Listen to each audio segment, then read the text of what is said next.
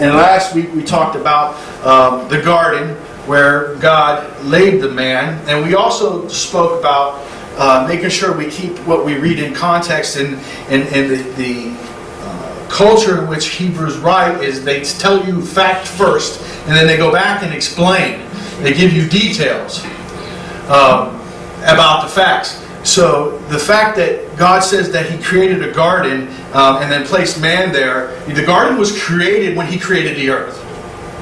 This wasn't something that He did after He created. On the sixth day when He was done, the earth was perfect. He didn't create anything else. He didn't need the garden was already taken care of. The provisions for Adam were already created and taken care of.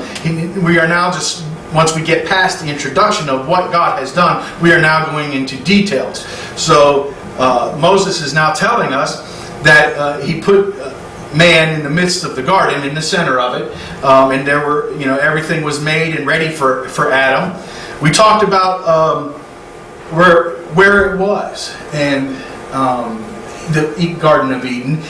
We looked at some maps, and we also talked about the fact that Brother Billy brought up, we're not supposed to know. It's supposed to be hidden from us, and yet people still look for it, and people still want to pontificate about where it might be, whether it's in Turkey or underneath the Persian Gulf or wherever it might be. But at the end of the day, we're not supposed to know. We also talked about how once the flood came and then all of that water receded, that how it changed the face of the earth. And so how would we really know? Yeah. So we spent some time talking about that, and that it is guarded. And we talked about how man can become consumed in our own wisdom. And again, the Scripture reminds us that our wisdom is nothing compared to the wisdom of God. So we can try to figure out where the Garden of Eden is. But we know that for believers, we know we'll just be confounded by our wisdom. Is there any questions about our little briefing and catch us up to speed? Okay. We are at verse 10 in chapter 2. And a river went out of Eden to water the garden, and from thence it was parted and became into four heads. The name of the first is Pison, that is it which compasseth the whole land of Havilah, where there is gold. And the gold of that land is good. There is bdellium and the onyx stone. Now, some of our word study here is water is shakah, and it means to give, drink, irrigate, to drink, water, to be watered. Pishon is the name of the river, and it means to increase. Havilah means the circle, and it's also the name of the son of Cush and the son of Joktan. Bidolach is a gum resin. Bdellium is what the word it looks, but it's actually pronounced Bidolach, and it's a gum resin. Onyx is the original word is shoham, and it's a precious stone or gem. I have a picture here of Havilah down at the bottom, if you see it down here. It's present day Ethiopia. And this would be what bdellium looks like. It is an aromatic gum, much like myrrh, and it's used as a binding agent in perfumes. And this is onyx stone. It's what it looks rough. I'm sure that we all know what it looks like when it's refined. There you go. In jewelry, it's very popular. Moving on to verse 13, 14 and 15. And the name of the second river is Gihon. The same is it that compassed the whole land of Ethiopia. And the name of the third river is Deco, that is which groweth toward the east of Assyria. And the fourth river is Euphrates. And the Lord took to the man and put him in the Garden of Eden to dress it and to keep it. Gihon means bursting forth. Ethia, which is Cush, as I showed you in the, I have a map of that here. I'll show you where Ethiopia is now as compared to Cush, which is means black. It's the son of Ham, the grandson of Noah. It means the originator of the southernmost peoples located in Africa, the land occupied by the descendants of Cush, located around the southern parts of the Nile. Hiddekel is the river, and it means rapid. It's one of the rivers of Eden, which, of course, east towards Assyria. Again, people who think that they have an understanding would say that today that's the Tigris River. Assyria is pronounced Ashur, and it's a steppe, a second son of Shem, and eponymous. It means, then that word means being the person or thing for whom which something is named. It's an ancestor of the Assyrians, the nation, and Assyria, the land. Put is Yatnak, and it means to rest, to settle down and remain. Dress in the original Hebrew is Havad, and it means to work, to serve, to labor, to work for another, to serve another by labor. And keep is Shamar, and the reason I put so many R's there is because in the Hebrew they roll their R's like in Spanish, and I can't do that. But that's why I put like 3 or 4 R's there, because if you're going to pronounce them, you want to go with the R's. So I can't do that. But I did put that there, huh? I can't do that either. That's not a typo. That's just why they're there. Anyway, that means to keep, to guard, observe, to give heed, and have charge of, keep watch, protect. Now, there's no way that any of us can go to any maps and say this is where the rivers Gihon and Hiddekel are or were. For a shadow of a doubt. I mean, we can take a guess. That's the best we can do today.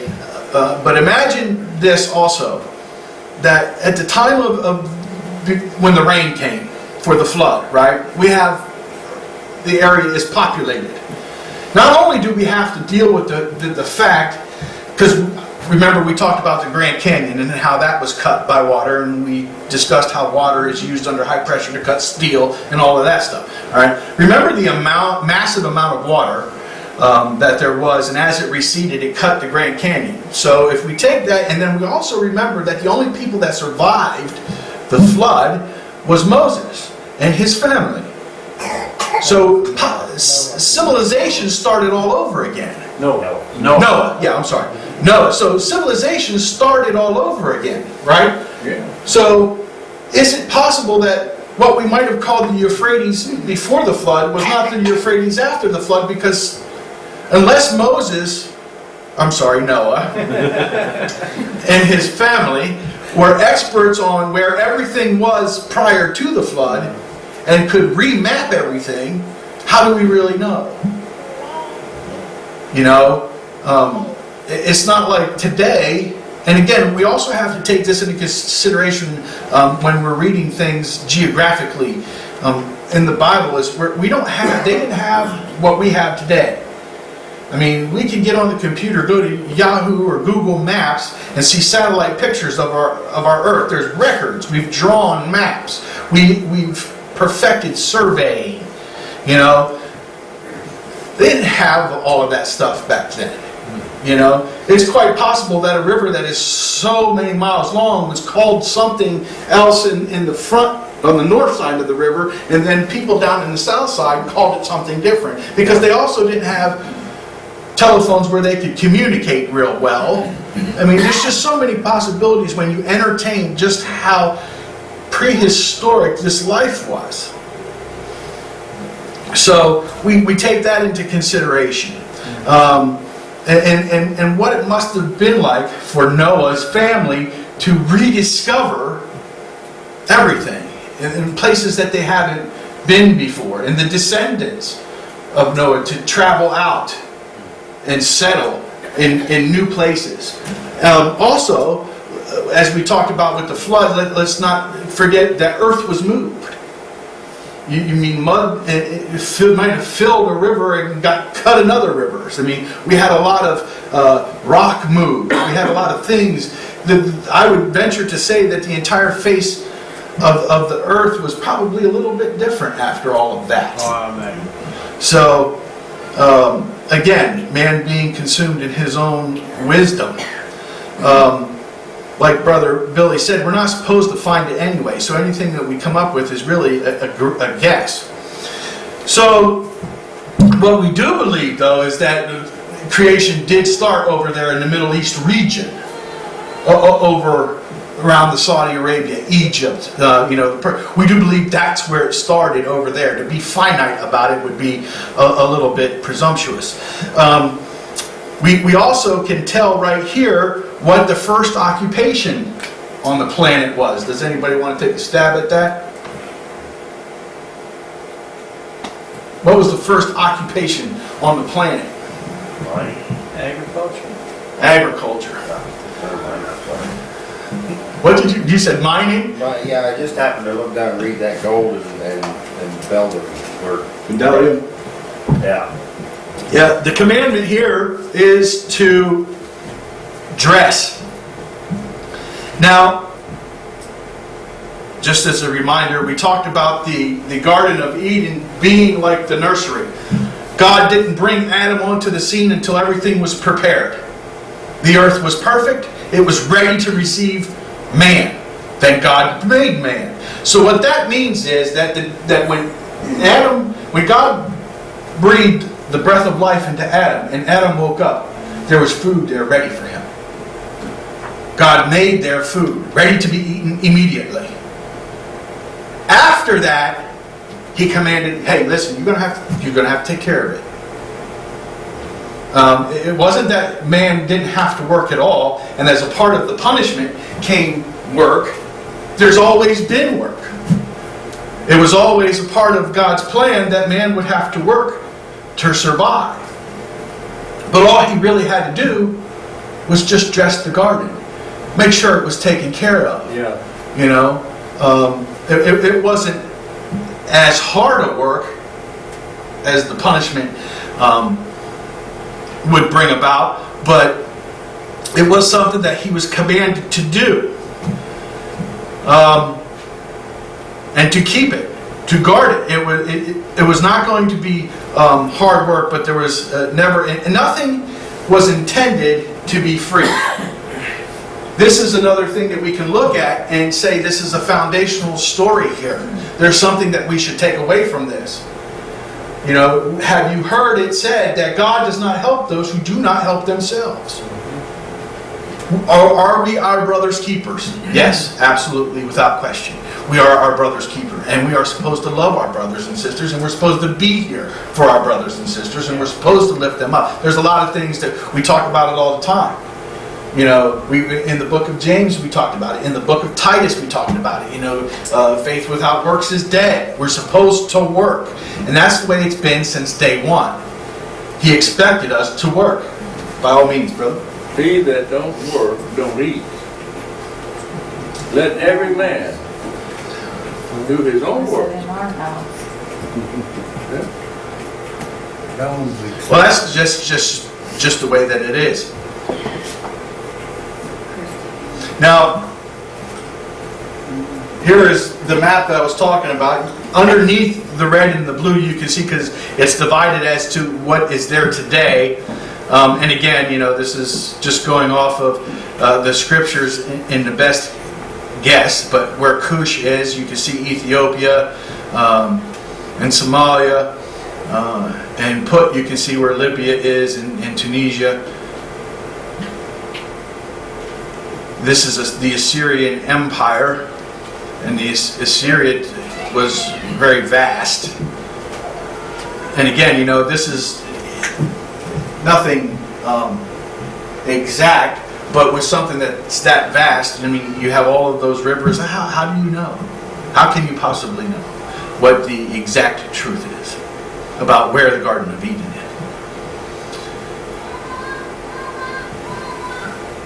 We go forward and we say, "And the Lord commandeth man, saying, Of every tree of the garden thou mayest eat freely, but of the tree of knowledge of good and evil thou shalt not eat of it. For in the day that thou eatest thereof thou shalt surely die." Commanded. Savah is the original Hebrew, and it means to command, charge, give orders. Die, the original Hebrew is muth, and it means to die, kill, to have one executed, to put to death, perish, or to die prematurely. Now, this now is the third commandment. If you look at what, if you're following along with what God is telling us, is telling Moses. What are the other two? We see here that he's not supposed to eat from the tree of the knowledge. So that's a commandment that we're talking about now. Do we remember what the other two are? What are they?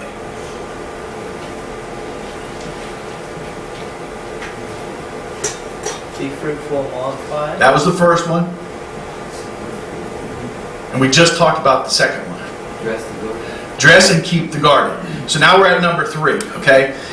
So we're seeing also, as a foundation, that God expects us to be obedient. As His children, if we were not expected to be obedient, He would not be telling us what to do. Telling us of His expectations of us. Yeah. So He is setting forth the relationship between us and Him with His instruction. And that's important. How is this commandment different than the other two?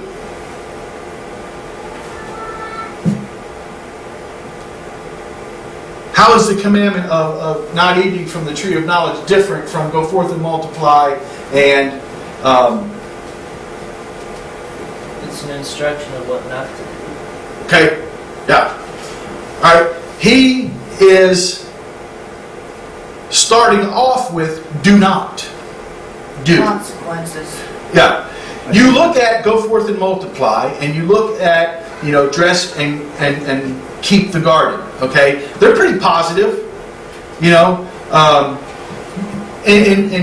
our minds as men, we could almost take those as suggestions. I would like it if you would do this.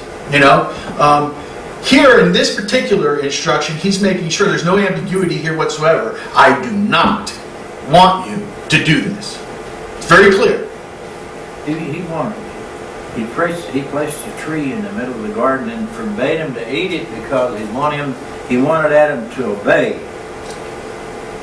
There's no doubt between anything that might be construed as a suggestion or a directive. You can't say after eating from the tree of knowledge that, well, wait a minute, I was confused about the instructions. Well, yeah. I didn't quite understand what you meant. Because when somebody says do not do, that's pretty clear. And he So- gave him the freedom to choose. He Yeah. gave Adam the freedom to choose. Yeah, he told us what we wanted. The free will piece, comes into play here because he laid out his expectation. Just like, and I'm going to say, that I compare our relationship with God to our relationship with our parents, a parent-child relationship. I compare that all the time because we are His children and He is our Father. Just like we talk to our children, we let them know. Yeah, don't do that. There are things that we can say, well, do you think that's a smart thing to do? There are things that we give them latitude to do, to make up their own mind as to whether or not they are or they are not going to do something. Okay? Usually that's something that's not really going to be harmful to them. However, there are things that we tell them without even question, no. Without question, do not do this. Yeah. Now, we also understand, and especially when they get to the teenage years, that sometimes that causes curiosity and they do it anyway. And then there are consequences, right? And there are usually consequences because we made it perfectly clear. Yeah. If we're saying, well, do you think that that's wise? Do you think that's the best option? And then they do it and they make a mistake. Usually we come back and say, well, what lesson did you learn? We have a conversation about what went wrong. Whereas when they violate, when we say do not do and they violate that, now we're a little angry. Because we expected you to obey me and not do that. And so the consequence for violating a do not do as a, well, a more milder instruction are more severe. Yeah, like a switch. Yeah, That you have to go fetch on your own. Yeah. the commentary there says, the commentary on 2:16-17 says, the trees, two trees presented an exercise in choice, with rewards for choosing to obey and sad consequences for choosing to disobey. Right. When faced with the choice, choose to obey God always. Right. My next bullet point here is, why is this important for us to talk about? Because we have to recognize, number one, not everything is black and white. Right. We really do want things to be black and white, because black and white provides structure. And I'm going to tell you something, working 18 years in juvenile detention, I'm going to tell you something about kids. Guess what? They want structure. They may tell you that they don't, but they do. And I'm going to tell you, I can have the biggest idiot walk through the door, just doesn't listen to nobody, as disobedient as they get, fighting, drugs, alcohol, in the swarm of it all. Just rotten. The rest of the world wants to write that kid off, and within 2 days of learning the routine, we're sitting there wondering what's wrong with society. This kid's a good kid. And the reason is because if you get them on a structure, they know what to expect. They know what time they're supposed to be eating. They know what time is playtime. They know what time is school time. They know what time is work time. They know the day. They got it. Yeah. And it's usually only within the first 2 or 3 days, and then they're good to go. And that's the majority of them. Then you send them back home, and they fall apart again. Yeah, not a stretch. So we want things to be black and white. We look for our Father to put in His instruction manual to us, black and white instructions. Tell me if it's right or wrong, I want to know. Yeah. But that's not God's intent, and we learn that right here. It took the third commandment before He actually was black and white. By saying, do not do. So, another thing we have to entertain is free will. Like, Brother Cletus said, God gave us a brain. Oh, yeah. And our brain is supposed to work. And we are supposed to think. Free will is a design from the very beginning. And we're supposed to apply the knowledge that we have from His Word to our life and make good, sound, sober. Remember how we talked about sober-minded? All throughout the book of Titus, he kept saying it over and over and over again. Paul kept talking about being sober-minded. When you are sober-minded, when you are filled with the knowledge of this Scripture and what God wants you to do, you make sober choices. See, without a choice, then we're forced to obey. We're forced to obey without a choice, if we don't have a choice. And what would be the purpose of creating mankind? Because we also talked about this. Why people ask the question, why does God allow things to happen? Why did God allow things to become evil? That I don't personally see that to be the question. The question is, why do we as man do bad things? Or choose to do bad things. Why do we choose to do bad things? This world was designed perfectly. And what people don't understand is perfectly means that if Adam and Eve would have chosen to follow the rules, it would be perfect. We would all be living in Eden. We'd all be perfect today. Yeah. And the funny thing is about the way God, and this is catchy, so get this, okay? The way God, He created the earth so perfectly that even if Adam chose not to follow, hey, the earth, it's still perfect. Yeah. It was perfect if he would have chosen to obey, and it's perfect because he chose not to. Yeah. Because he had the plan, he had all the bases covered. That's what I'm trying to tell you. He had all the bases covered. Man fell. Guess what? I've got a redeemer for you. He has the perfect plan from the very beginning. Yeah, because He's a perfect God. And he knew that it wasn't going to, he knew it was going to happen. But the funny thing is the more I thought about it, it would have been perfect had they had followed the, if everybody, since the creation of Adam and Eve, would have followed the rules, we would be living perfect people in a perfect world. And even though he didn't, we're imperfect people living on a perfect planet. It's just we're not doing what we're supposed to be doing. It's not that God brought this into the picture. We, mankind, in our sinful nature, we brought this in. And he has still given us a way out.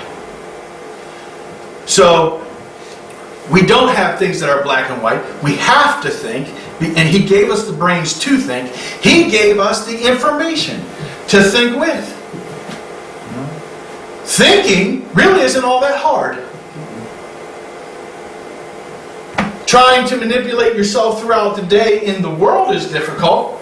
I have a thinking kind of position at work and I get a headache. Trying to figure out what to do with other people's problems all day long. That gives me a headache.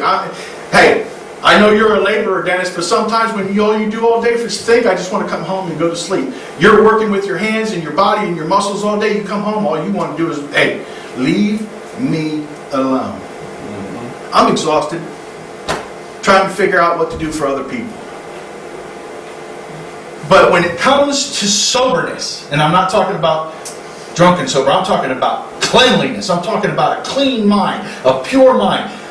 That's not really hard thinking at all because God gave it to us. Really all we have to do is read and believe. And obey. And obey. It's just, Follow your conscience. it's a lack of discipline is what we have. That's Yeah. why we fail. I mean, a lot of people confuse discipline with punishment. But discipline is just doing what you're supposed to do. What Right. you're supposed to do. And then we fail and we get punished. Can I suggest to you that right here, after the third instruction, we see basically our basis of our relationship and communication with God. There are some things, because they're not black and white, there are things we need to think about. And because we need to understand that we're flesh and bone and that we have a sinful nature, what does that mean? When I say there are things we have to think about, what does that mean to you? I mean, there are things that, choices, it's like, kind of like what Paul said, all things are lawful to me, but not all things are expedient. Yeah. Well, I can't remember who said it, but there's a quote that said, just because you have a right to do a thing, doesn't make you right in doing it. Oh, no. If you're condemned when you think about doing it, don't do it. Yep. What I'm getting to here is that because you have to think about it, because there are things that God has for us that are black and white and clear as day, and we don't need to think at all. And then there's other things that He wants us to think about. What that means is we need to go to Him in prayer. This is a reason why we need to pray. We can't think on our own. We need the Holy Spirit to come into our hearts. Yeah. You can't read the Scriptures, the whole, all of it, and understand every word on your own. No. It says, thou shalt not kill. That's pretty black and white. That's pretty self-explanatory. Okay? I may not need to pray over that unless you're confused about capital punishment or something like that. Then you can pray for some understanding. But that's pretty black and white. Something else that he's talking about, like Brother Randy says, especially when Jesus spoke, and he spoke in parables, you need to figure that out. God didn't just sit there. He didn't want mind. He wanted a conversation. And if He was to give us everything that we needed in black and white, that we didn't need to think, why would we talk to Him? Yeah. Why would we go to Him? We wouldn't need to. We would never need to see Him. Because hey, keeping it real, does a spoiled child mean anything to you? You keep giving your children everything that they ask for, and you don't make them work for it. You don't have any substantive conversation with them. You just give. What happens? They become spoiled. They have this sense of entitlement. They have this expectation. I don't have to work, and I don't have to think, and I don't have to be, because I've got it all. My dad's going to give it to me. Yep. God didn't want that from us. He wanted to talk to us daily. He wanted us to go to Him. He wanted us to need Him. He very plainly said, that's right, I'm a selfish God. I created you and I want you to obey me. I can dig it. Hey, my son and daughter, I wouldn't be too happy if they were calling somebody else dad. I wouldn't be okay if they were obeying somebody else and not me. I wouldn't be okay with that. That makes you mad. It does. Even when they're grown-ups, it makes you mad. Parenting never stops. I don't care how old your children are. It never stops. And I know there are people that get depressed, the empty nesters. They get depressed when the kid, because, hey, their needs are just a little bit different. I am 43 years old. I still need my parents. I still call them up and say, hey, I got a problem and I really don't know what to do about this. You know? My dad has been in leadership positions. He's retired now. He's got some knowledge about how to deal with employee issues. So I call him up and I ask him sometimes. Did you ever have somebody do this? Something like it? How did you deal with them? What did you do? Pastor Randy is older than me. Not by much. One day is all it takes for him to be older than me. And he depends heavily on the elders of the church. Yes, he does. Just because, you get older doesn't mean that your kids don't need you. So we need to pray and we need to talk to Him about things. Yeah. Because this Holy Scripture right here is our roadmap. It's our instruction. It's His love for us, but it doesn't talk back to us. When we have prayer and we say, I'm having a please, first of all, bless me that when I read this, you'll let me get what I need to get out of it. But then secondly, show me the way. The Holy Spirit will then guide you. You have to pray for that. You have to ask for that. He wants you to come to Him and ask Him. Yes.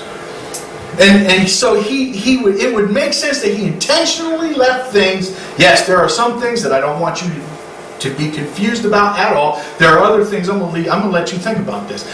Because like Brother Cletus said, if everything was written down, where would the free will be? Sometimes you have to make decisions, really hard ones. And you have to talk to someone. You talk to Christ and then you go to your pastor or whoever. And let us not forget too, that every time you read this, you might get something different. Oh, yeah. There are people who have been Christians for such a long time, they think they don't need to pick up the Bible anymore. That just because they can rattle Scripture off one after the other, they don't even need to open it up anymore. I got it. Yeah. That's just like saying that you're as smart as God. I don't need to have a conversation with you. I got it. And I'm just going to rattle this off, and I'm going to keep the congregation entertained and all that kind of stuff. But really, you're hurting.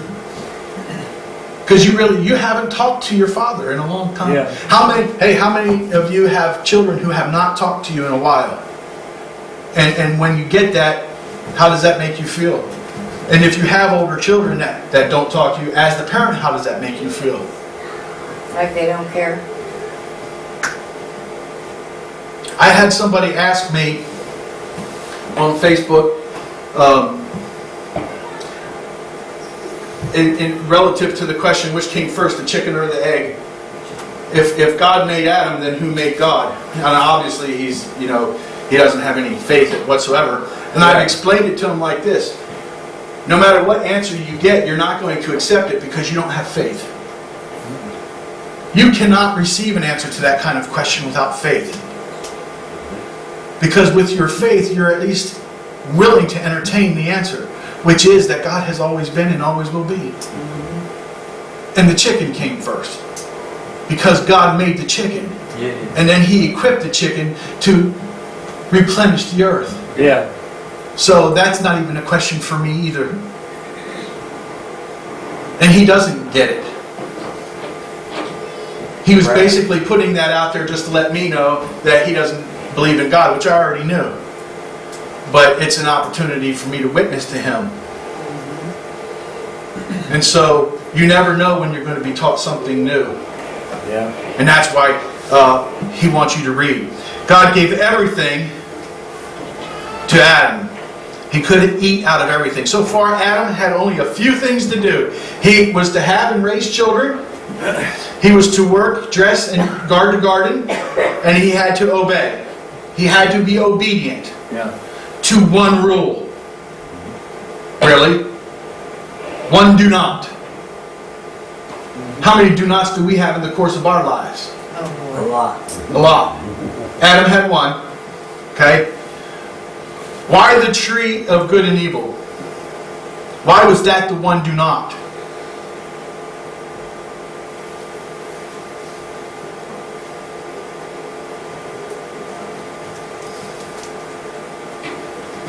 One God chose. Well, if they had partaken of the, no, I'm wrong. Tree of He life. wanted them to stay innocent. He wanted them to stay innocent. When you look at, imagine a time that you could look at a person completely nude and not be embarrassed or ashamed. No matter what you look like. That existed. There was such innocence in the world. When you look at your husband or wife. I mean, it wasn't even a thought. I mean, that's what the innocence means, is that it wasn't even, ooh, he or she is naked. That never even happened. It's just, that's the way that it was, and there was innocence to it. Yeah, they didn't. The minute that you got the knowledge, you saw the bad and the good. They didn't They didn't know know no what sin. naked was. Back there, they did not know no sin. They were Innocent. innocent. Right. Now, the threat of death. He said, for in the day that thou eatest thereof, thou shalt surely die. So we have the threat of death. Why such a harsh threat? And what are we to make of the fact that Adam and Eve did not die when they bit into the apple? So why such a harsh threat? And what are we to take away from the fact that when God held them accountable, they didn't die immediately? We didn't say immediately. You shall surely, on the day Yes. that thou eatest thereof, thou shalt surely die. Their innocence died. Their innocence died, they were in sin. Okay, so that's where I'm going. The minute that you partook, see, he's not saying that I'm going to wipe you out right now. But at the moment that happened, life changed. And death became a part of the picture. Because now you have fallen. Right? Yeah. Okay, so we lost our innocence. We have a commandment which now requires obedience. We now have sin which now demands consequence. So another moment where we have to stop and read what we're seeing here and see that there's a foundation here. For every action, there's supposed to be equal and opposite reaction. Yeah. For every choice we make, there's a consequence. That's the foundation of this lesson of what we're supposed to take away from this. Number one, God doesn't lie.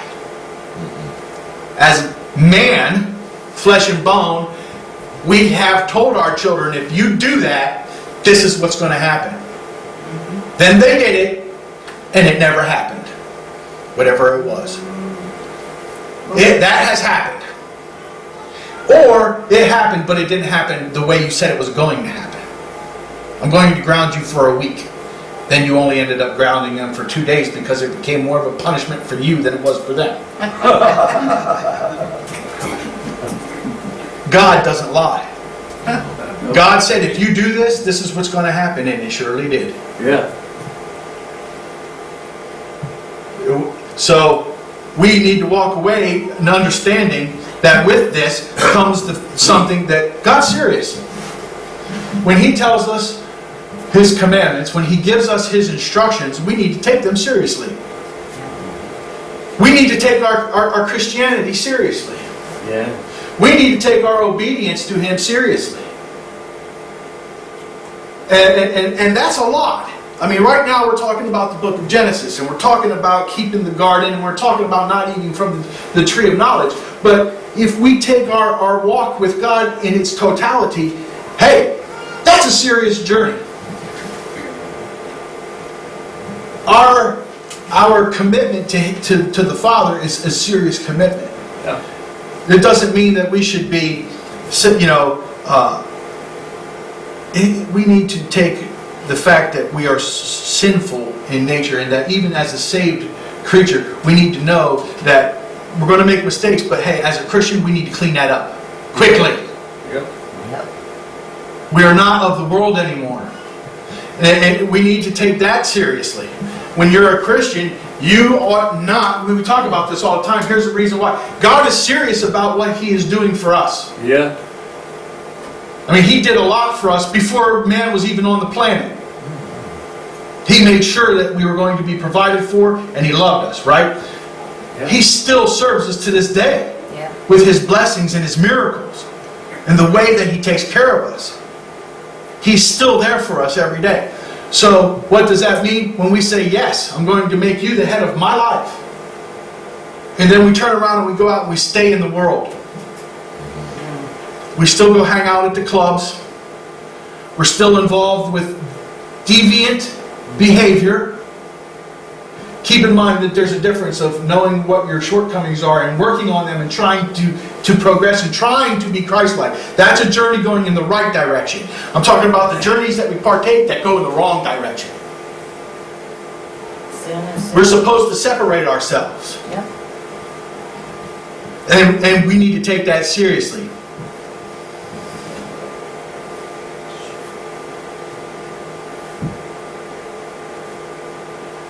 What is the consequence of sin? Death. Death. You shall surely die. Yes. It's almost, hey, when he said that, he was talking about your spirit, your spiritual death. Yes. He's letting you know there's a hell.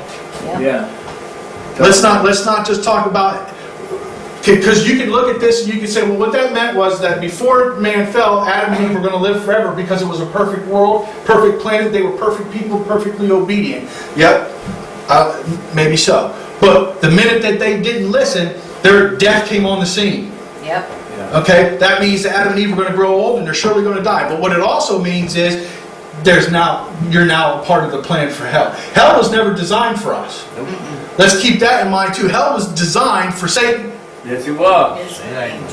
and his angels. Yes. Yeah. So that was the design for hell. We were never a part of it. But again, God was perfect in His design. Yeah. And so when man fell, guess what? If you don't, I'm going to give you a path to redemption. And if you don't take it, I got a place already for you. Yeah. You can just join Him. Go place one way or the other. And that's it. God was very serious. He was fair enough to warn Adam and say, look, this is what's going to happen. FYI. Heads up. Yeah. And Adam did it anyway. Okay, so there you go. He was tempted beyond measure. He was tempted. And when we are tempted, And so when we look at death, right, for disobedience, because I have here, where is the a place of death?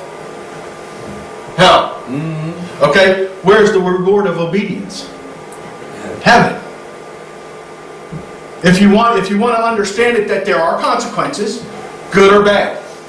Okay, what's the bad consequence? Very simple, that's hell. What's the good consequence? Very simple, that's heaven.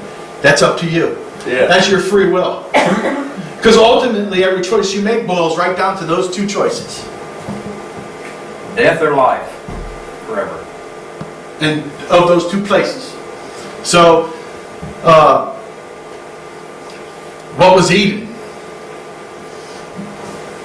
Because we're going to get into this, but what was Eden? Inside it was paradise. What do we call paradise? Heaven. He was in heaven. Adam was. Perfect place to be. No faults whatsoever. But when it came to the fall, what happened? Sin came in. You got cast out.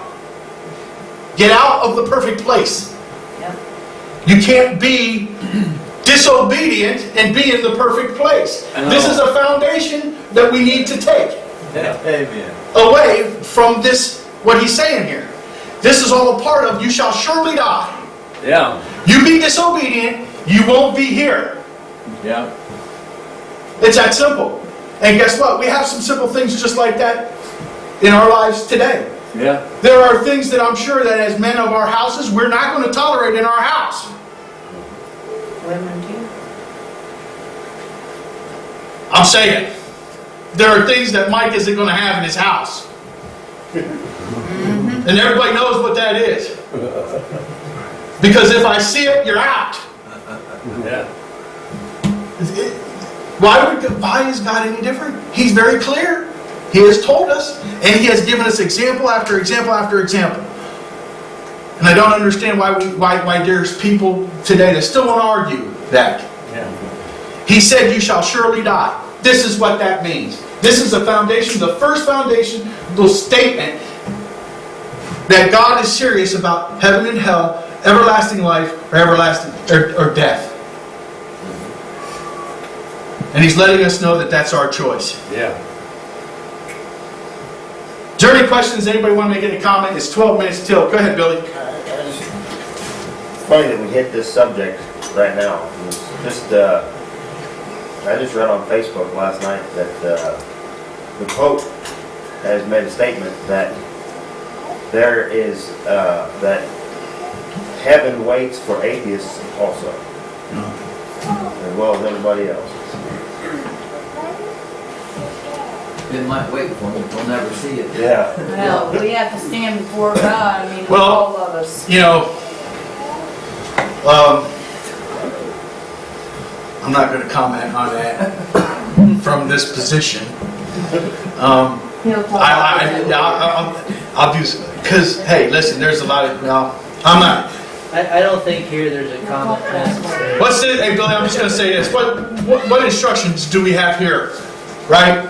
I mean, it's that simple. Yeah. It's funny we talk about this because just, on Thursday, I think it was, I put it on my Facebook page, Boy Scouts of America decided they're going to allow homosexual boys into their organization now. And as a Boy Scout, I can tell you one of the things that we say that a Boy Scout is reverent. And now you cannot say that. Now you need to change your organization because you can't be living in sin like that and be reverent. You can't say that this is a Christian organization and then do that. Right. You know who forced them to do that? Those the United Way.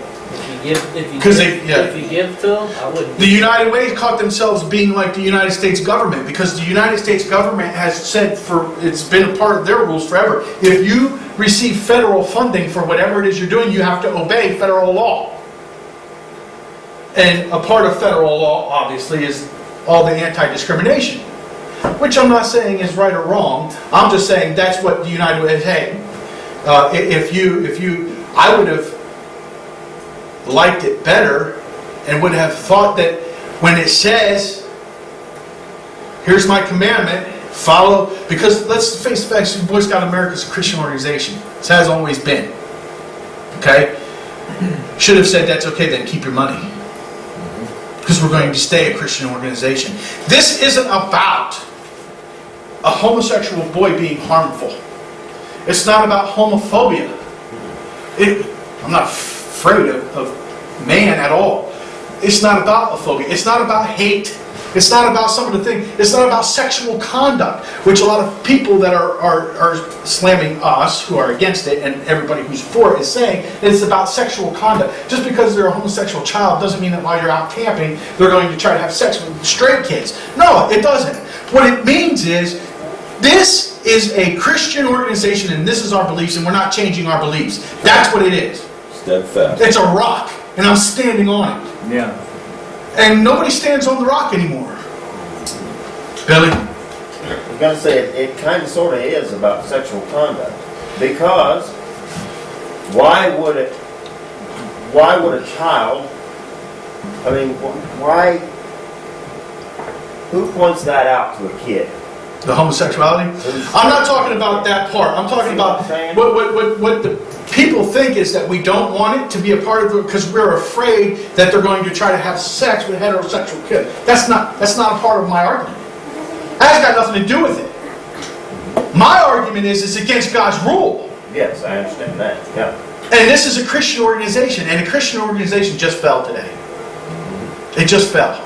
Well, actually, it fell on Thursday. You know, and then the Boy Scouts tries to keep us by saying, well, we're not going to allow homosexual leaders. Doesn't matter. You just fell. You didn't stand on the rock. So, anyway, we're going to stop right there. 11 o'clock. I believe Brother Ed's going to take over. And we'll have After we get our break. Pastor Woody. Right. I say 7 minutes. All right. Anything else? Yep. All right. Beautiful. Car run all right. Made it all right. Didn't run over here. Oh. I'm telling you, watch that movie. I'm telling you. Your eyes will, your eyes will get this big. I've actually been looking more at your comments about that genetically altered food and trying to figure out, Oh, I can't do that. does food have to say whether or not they are? No, that's what they're trying to get passed right now. And they just got a bill, the farmer bill or whatever, this year's, they change it every so many years. Obama put a provision in there to kind of pardon Monsanto, that they don't have to do it, because Monsanto is the biggest one that is behind this for that. And it's because they genetically alter each cheese, because it's patented, which means you have to buy I'm just, that gets me every time you put something about that. Because hey, I'm a meat eater. I like my meat, you know? The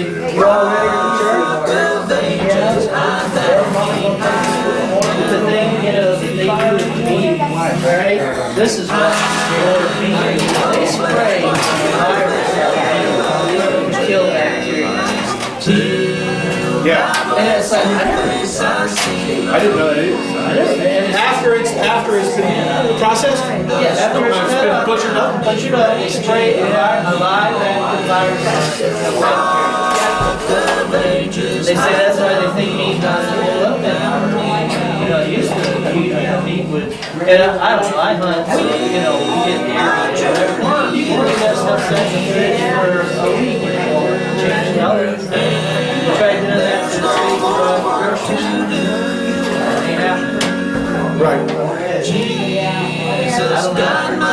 But, you know, we were reading about all this stuff. The hard part's pulling corn byproducts, it's in everything. Well, you know why? Because corn is involved in everything, and you need it. Yeah. So they mass produce it. You know, the thing that kills me with that whole thing is like the corn being produced, I mean, it's like 88% of the corn grown in the United States is genetically modified.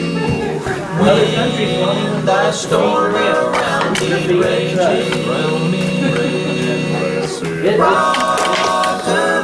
it sounds very Yeah. when you get into it.